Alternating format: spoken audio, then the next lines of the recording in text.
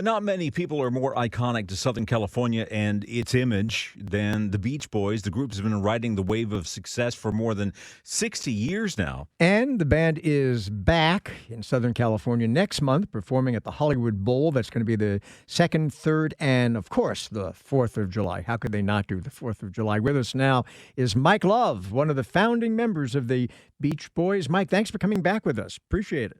Hi, guys. Thank you so much for having me on the air. We're excited about being back at the Hollywood Bowl. The first time we were there was in the 60s. Wow. And I remember one time we had Sonny and Cher, Sam the Sham and the Pharaohs, the Sir Douglas Quintet, and Neil Diamond. How about that? So I got to ask you this, Mike, because every time I hear a Beach Boys tune on the radio, there's no way I can turn it off. I mean, there's some songs that you can, but I can't.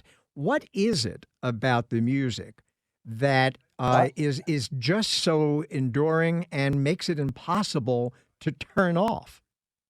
You know, before we became the Beach Boys, my cousin Brian and I would sing together. We'd listen all night to the radio, listening to the R&B songs and the doo-wop songs and the early rock and roll and stuff. We loved the Everly Brothers, but we became fascinated by the Four Freshmen. And that four-part harmony is what distinguishes the Beach Boys from many other great groups. But it was the love of making those harmonies together that is the secret ingredient, I think, to the Beach Boys. And also, the Beach Boys were far, far more important to the history of American and British music than a lot of people realize, because of the fact that you guys were coming up at the same time as the Beatles, and there was a point at which you were influencing each other.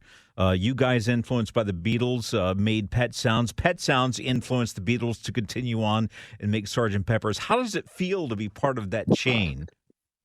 It's pretty phenomenal. You know, in 1966, Good Vibrations went to #1, and we were voted the top group, the #1 group in Great Britain. #2 was the Beatles. So nobody was more successful than Paul McCartney and crew. That is true. But we always had their respect and we had their admiration. I mean, Paul has said that God Only Knows, which we will do on July 2nd, 3rd, and 4th, by the way, at the Hollywood Bowl, was the perfect song. So he's been nothing but kind to us. And we, of course, were fans of what they were doing. I even did a song called Pisces Brothers, a homage to George Harrison. He and I both had our birthdays at Maharishi's place in Rishikesh, India, in 1968. When you have the kind of hit songs that you guys have really, does it make it more difficult to write new stuff? Because when you do a concert, obviously everybody wants to hear all the hit songs that they just love. And we would never not do them. California Girls, I Get Around, Help Me, Ron, the Good Vibrations, Kokomo. We're going to do them all, of course. But then we'll slide in a couple like the one I just mentioned about the homage. It's called Pisces Brothers. It's about that time in India when George Harris and I both had our birthdays in 1968 there. And we do other things that may not be as well known, like a song called The Warmth of the Sun, which we wrote the night before, the early hours of the morning before President Kennedy was taken to the hospital in Dallas. So a lot of these things are emotional for us and as well as historical, but we never want to deny the opportunity to perform our biggest hits for our audience.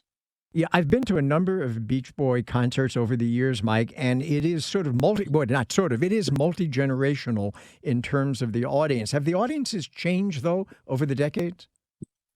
Actually, the audience responses are phenomenal, with all ages getting into our music. I mean, it's a miracle, and it's a fantastic, beautiful blessing for us to have our music recognized for more than 5 decades. That's pretty phenomenal.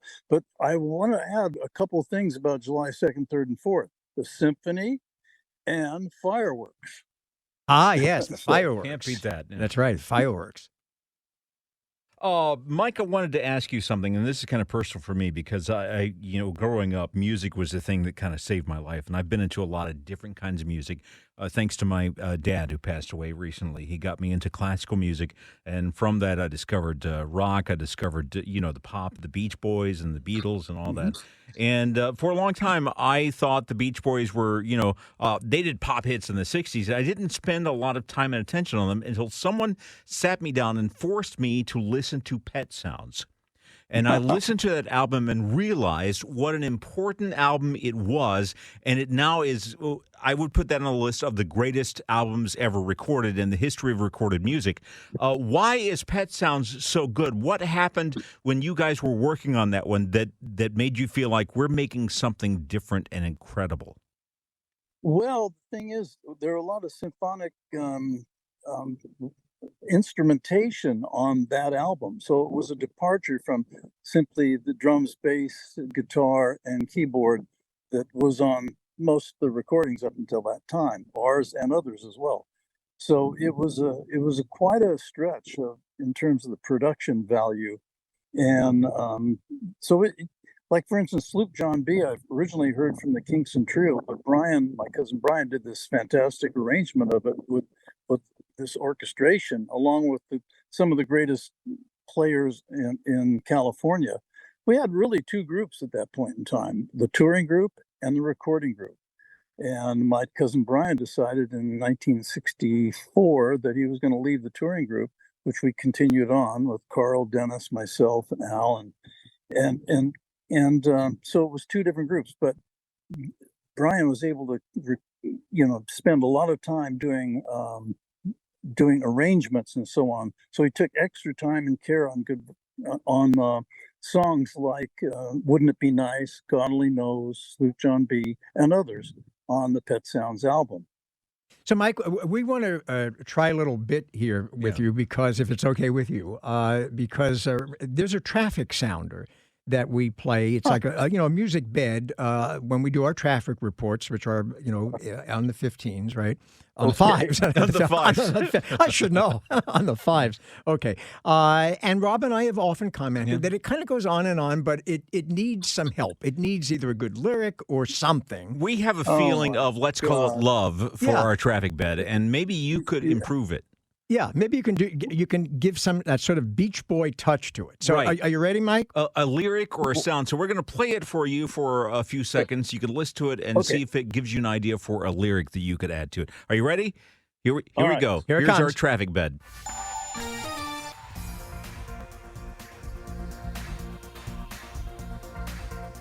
It kind of repeats, Here's your three chords. All right, so Mike, are you feeling anything? Is there anything? Is there Well, some the magic you only can thing I add? think about is KNX is almost as good as sex.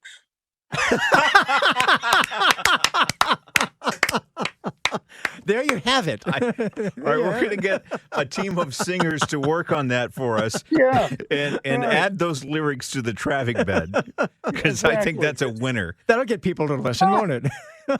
Maybe do a version of it at one of your concerts. Oh, sure we will. Yeah. Uh-huh. Mike, at the concert at the Hollywood Bowl, you have a lot of folks with you, right? Yes, John Stamos is going to be all over the stage. He Right. loves to play drums with us. We back him up on a song called "Forever" that my cousin Dennis wrote that he did on Full House when Uncle Jesse got married, and also on July 4th, our friend Mark McGrath of Sugar Ray is going to be there as well. So we are going to have a lot of fun on stage. I'm telling you. I think as long as some of the core guys are still around, the Beach Boys will continue. Do you see a Beach Boys continuing far into the future as more people coming on and kind of recreating and keeping that sound alive? We do. We love the music. We're obsessed with recreating those harmonies as close as humanly possible to the recordings. And it's wonderful to see the audience response. That's really the thing that motivates us to go out and perform. So when you see 17,000 people jumping up and down and singing along to your songs, it's pretty pretty unbelievably great. You know, it's a blessing. I'm curious, Mike, when you hear a Beach Boys tune on the radio, do you sing along with it? Internally in my head, yeah, I do, But not out and that's loud. what I often listen to. You know, like um, Shotgun Tom Kelly on 60s on 6 on Sirius to see if he's going to play one of our songs. Tom, are you listening? Huge fan of ours. Yeah. Do you have a favorite Beach Boys song? Good Vibrations is right up there, but it's hard to knock Kokomo. And then it's about what mood you're in. Yeah. In My Room is beautiful. The Warmth of the Sun is amazing. You know, up-tempo songs like Surfing USA and I Get Around and Fun, Fun, Fun. Nothing wrong with those. No, nothing Nothing is wrong with those at all. wrong. Nothing is wrong with those, Mike. Nothing is wrong with that. Mike Love of the Beach Boys, it's been an absolute pleasure to speak with you, and an honor as well for someone who's a fan of music like I am. Going to be at the Hollywood Bowl July 2nd, 3rd, and 4th. And 4th. And thank you very much from the bottom of our hearts for improving or trying to improve our traffic sound, Mike. Thank you. I think it might be catchy and really cause a kind of a stir in LA. There you It just go. might. All right. A stir it will be. Thank you so much.